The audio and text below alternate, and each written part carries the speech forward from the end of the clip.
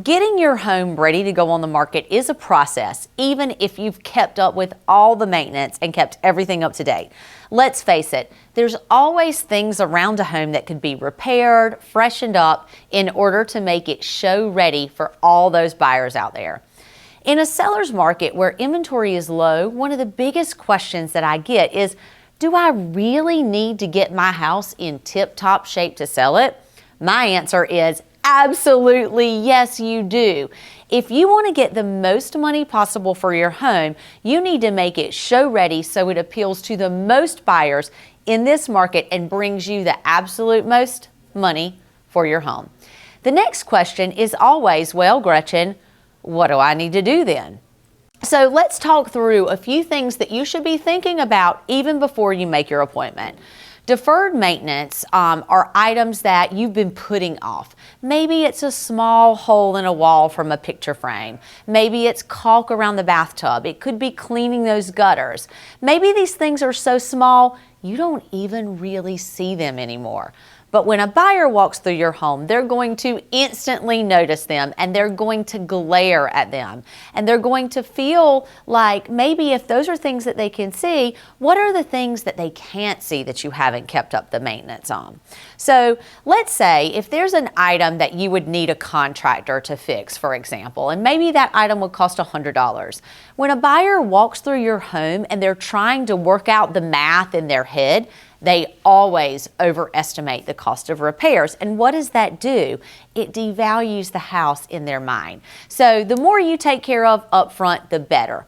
Second thing is curb appeal is really important when you're thinking about selling your home. There's a psychological term called confirmation bias, and it's when you first see a person or a house or anything else, you're going to make an instant decision about that first image you see, which is typically the front of the house. So take some time, make it pretty. Plant some colorful flowers, bring in potted plants.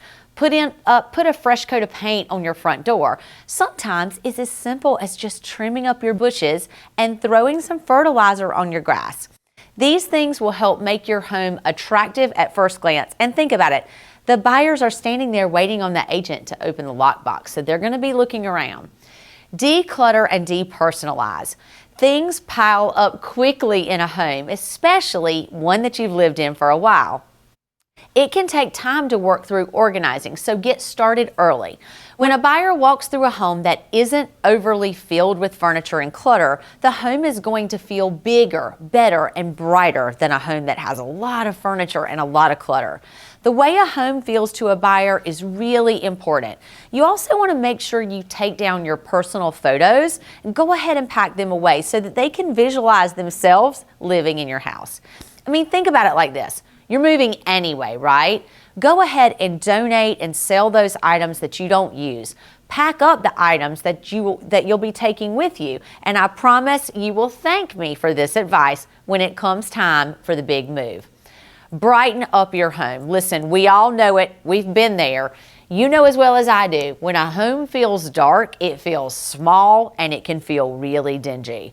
Open the blinds, change out your light bulbs. If you have dark paint, lighten it up. If your carpets are dark, you may want to think about changing those out. You know, you may have lived in your home for a while, and think about this. When was the last time that you updated your house? Does your home have the features that newer homes have? Think about things like your kitchens, your bathrooms, your floors, your paint colors, even your lighting. These are things that buyers are going to be looking at when they're looking at the home down the street.